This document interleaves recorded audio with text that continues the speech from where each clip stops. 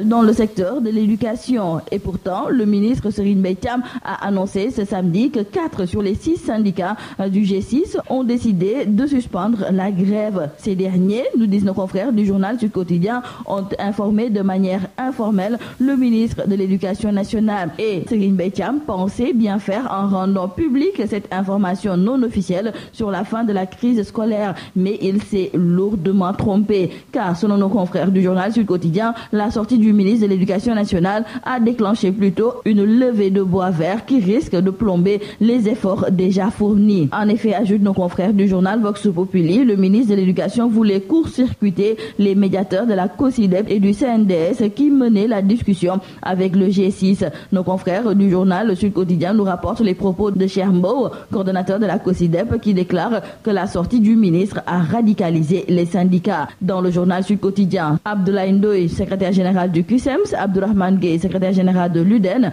Saourou Sen, le secrétaire général du SAEMS et Abdou Fati du CELSA ont tous dénoncé la sortie du ministre Serigne Mbaye Thiam. Pour nos confrères du journal Vox Populi, c'est donc le ministre de l'Éducation nationale qui a fait capoter la levée du mot d'ordre de grève. Serigne Mbaye Thiam sème la zizanie, c'est d'ailleurs le titre qui barre la une du journal Le Quotidien, et l'on retient avec nos confrères que des syndicats comme le QSEMS et le SAEMS maintiennent leur mot d'ordre de grève. En tout cas, il faut dire avec nos confrères du journal Walf Quotidien que les enseignants grévistes sont avertis. Le ministre Serigne Mbaye Thiam a déclaré que si les syndicats d'enseignants persistent dans leur position, il n'est pas exclu que l'État utilise le droit que la Constitution lui confère pour faire bénéficier aux Sénégalais le droit à l'éducation. Mais ces menaces du ministre n'ébranlent guère les syndicalistes, nous disent nos confrères de Walf Quotidien. Pour nos confrères de Zoom Info, à 3 mois d'une probable année blanche, la tutelle a raté le coche, car la recherche de l'effet d'annonce braque le G6, et pour montrer leur radicalisation, le grand cadre a décrété 72 heures de grève totale. Donc le ministre de l'Éducation devient la risée du monde éducatif depuis son annonce de la suspension du mot d'ordre de grève par 4 syndicats.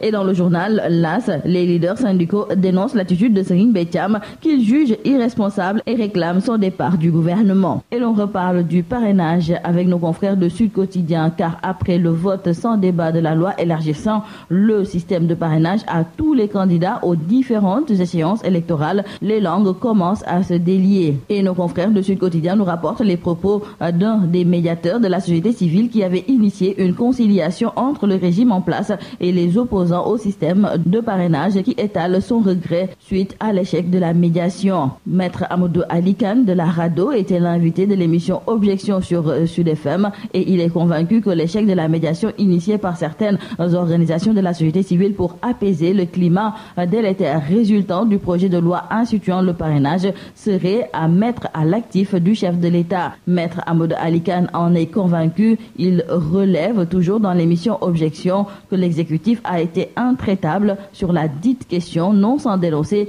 la pléthore artificielle de listes sponsorisées par le régime lors des législatives pour justifier le parrainage. Toujours concernant cette loi votée par l'Assemblée nationale, nos confrères du journal La Tribune trouvent que la route est encore longue. Et concernant les manifestations notées le 19 avril lors du vote du projet de loi sur le parrainage, nos confrères nous narrent les récits de sévices corporels et physiologiques sur des manifestants, des récits qui accablent la police, nous disent nos confrères du journal La Cloche. Et dans le journal Les Échos, nos confrères se sont entretenus avec Aliou Sané, membre du mouvement Y en a marre. Il raconte l'horreur lors de son arrestation le jour du vote de loi sur le parrainage. Il déclare qu'il a été interrogé menottes au poignet pendant que d'autres étaient dépouillés de tous leurs vêtements. Il ne leur restait que leurs caleçons. Et l'on parle avec nos confrères du journal L'Observateur de ce fait inédit qui s'est déroulé donc à Yeumbeul. 2 enfants âgés respectivement de 4 et 3 ans ont été mutilés. Et selon nos confrères du journal L'Obs, la colère enfle à Yeumbeul. 48 heures après l'enfer vécu par ces 2 gamins, l'on s'interroge sur l'identité et les motivations de l'auteur de leur bourreau. Nos confrères du journal L'Observateur ont pu obtenir les premiers mots prononcés par un des enfants sur son lit à l'hôpital général de Grand-Yoff. Et l'enfant raconte que c'est un individu qui les a obligés à le suivre et il n'y avait personne dans la rue. Donc il les a entraînés dans le bâtiment, il les a bâillonnés et battus avant de sortir un couteau. Il a donc baissé la culotte du premier enfant et a saisi son pénis Et l'enfant raconte toujours que quand il a posé le couteau dessus, il a crié et réussi à enlever le morceau de tissu avec lequel il l'avait bâillonné. Et c'est donc là qu'il l'a mordu à la main. Et ce dernier s'est quand même précipité et lui a coupé le prépuce. Et signalons avec nos confrères du journal L'Observateur que la police poursuit ses auditions. Et nous terminons par le sport en foot. Dans les quotidiens Record et Stade, nos confrères reviennent sur Kalidou Koulibaly, défenseur à Naples, héros de la victoire de son équipe sur la Juventus grâce à un but inscrit dans les derniers instants. Kalidou Koulibaly savoure l'exploit mais se projette aussi sur les matchs à venir. Et enfin en lutte, dans le journal Sunu Lamb, nos confrères nous indiquent qu'en attendant le combat prévu entre Guigui et Siteu le 29 avril prochain, ça chauffe déjà. C'est tout à vos journaux et très bonne lecture. De la location de voitures et du transport